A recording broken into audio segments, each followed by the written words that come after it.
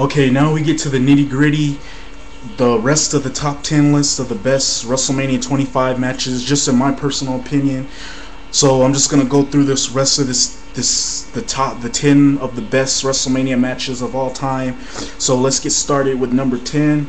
It's from WrestleMania 6 between Hulk Hogan versus the Ultimate Warrior. Now the wrestling was okay, but it was the crowd that sort of made this matchup what it was, and made this matchup what it was because the crowd was just all over this matchup, and the crowd was split between two of these guys, and these guys knew it, and they had the crowd in the palm of their hand. I mean, it was just one of those matches that you don't see much. You don't see crowds like this when it comes to face versus face matches anymore, and that's sort of what's missing in today's wrestling. And this was also the match that sort of set up future dream matches or big main event matches at WrestleMania that you would see like throughout the years after this WrestleMania. And this matchup was a matchup that sort of set that up, and it also made a star in the Ultimate Warrior, and also it showed that Hulk Hogan was passing the torch to a new wrestler, which was the Ultimate Warrior. Of course, things didn't work out well with the Ultimate Warrior, as he became one of the worst WWE champions, and the WWE was losing money with him as champion, so they had to go back to Hulk Hogan. But this was still a very good moment, and it was a real good part of history, and it sort of set up things that years to come. And this was a matchup that made a lot of money, and mainly because of the crowd being split between both guys. But yeah, this was a good matchup, and that's one of the reasons why I got it at number 10. Number 6 is from WrestleMania 19 between Shawn Michaels and Chris Jericho. Now, I already did a WrestleMania 19 review of this matchup, so I'm just going to go into brief details about this matchup. This matchup was good. I mean, you had both guys counter every single move that they put on each other. You had the story with Shawn Michaels proving that he can still go and put on a good performance at WrestleMania. Chris Jericho wanting to beat his childhood idol and sort of be the next guy. And they just went out there and they just put on a good matchup. You had Shawn Michaels countering the Walls of Jericho in the beginning. Then you had Jericho countering the Sweet Chin Music and putting Shawn Michaels in the Walls of Jericho. You had some nice high-flying moves. You had some nice technical wrestling in this matchup.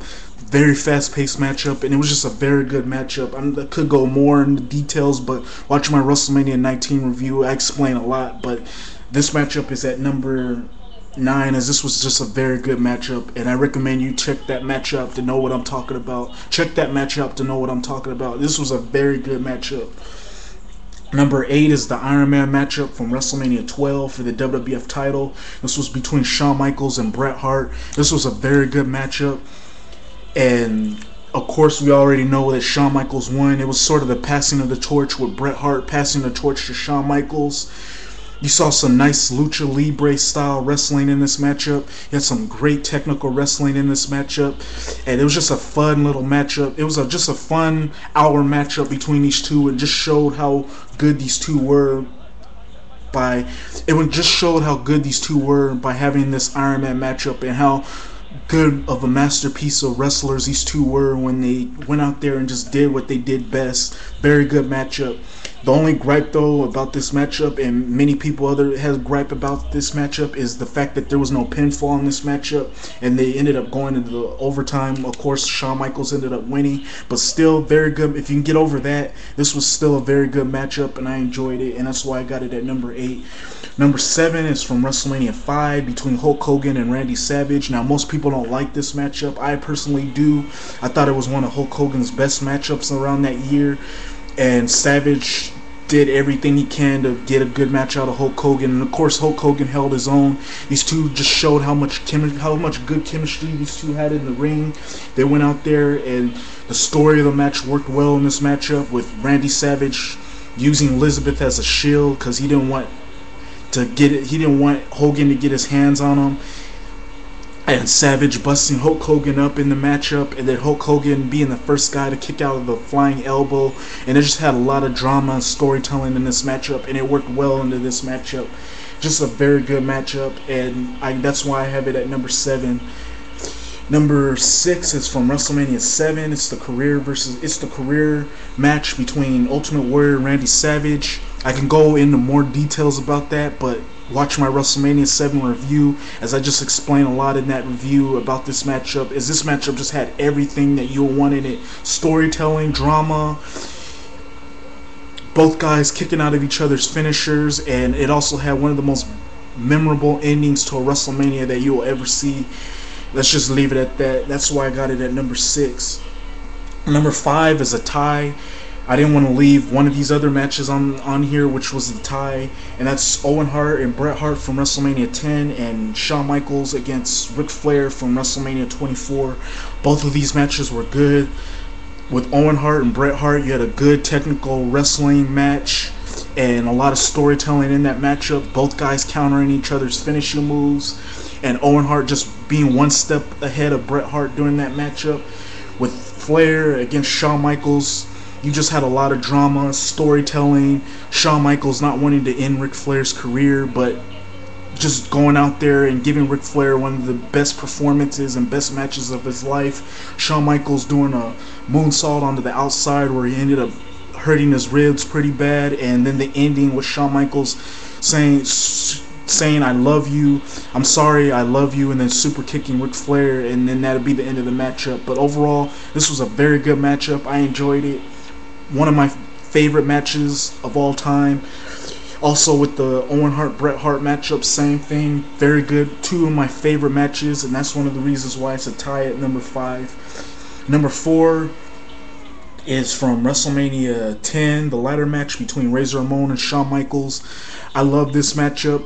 Again, like I said on my WrestleMania 10 review, this is not a 5-star matchup, but it's close to it. 4.5 stars or 4 3/4 stars. Very good matchup. Nice psychology with the ladder. Shawn Michaels doing everything he can to hurt Razor Ramon and to win the Intercontinental title. Both guys pulling all the stops to sort of get the Intercontinental title and put on a good performance. The ending was pretty good, and this was a very good matchup that sort of set the trend for how most ladder matches are. And if you hadn't had this matchup, you wouldn't be seeing some of the ladder matches in TNA or in the WWE nowadays. But yeah, I got this at number 4. Number 3 is a tie. It's The Rock versus Stone Cold Steve Austin at WrestleMania 17, and Macho Man Randy Savage versus Ric Flair from WrestleMania 9. These were two of my favorite matches of all time. These two just went out there and they put on a really good matchup. Well, when it came to Stone Cold Steve Austin and The Rock, had some nice storytelling, some nice drama. The two just went out there and beat the hell out of each other. It also had a really good swerve at the end, which no one saw coming, with Stone Cold turning heel. With Ric Flair versus Randy Savage, you had some nice drama, some nice storytelling, some nice technical wrestling. Both guys just going out there and beating the hell out of each other, mainly Savage because he wanted to defend the honor of Elizabeth. And this was just my favorite matchup, and one of those matches that you could just sit back and just enjoy and never get tired of. Very good matchup. Finally, at number 2, I got is a tie, which is the triple threat. With number 2, I got is a tie, which is a triple threat matchup for the World Heavyweight title between Chris Benoit, Shawn Michaels, and Triple H. That was a very good matchup, and the ending was one of the best endings to a WrestleMania matchup. And then also there's the Bret Hart Stone Cold Steve Austin matchup from WrestleMania 13, the matchup that sort of made Stone Cold into a star and did the double turn. And then the ending pretty much was one of the best endings to a WrestleMania matchup. These were two of my favorite matches, and I couldn't leave these out. That's why I have these in a tie. And then finally, number 1, I got as a tie again, Ricky Steamboat against Macho Man Randy Savage. Personally, one of my favorite matches of all time.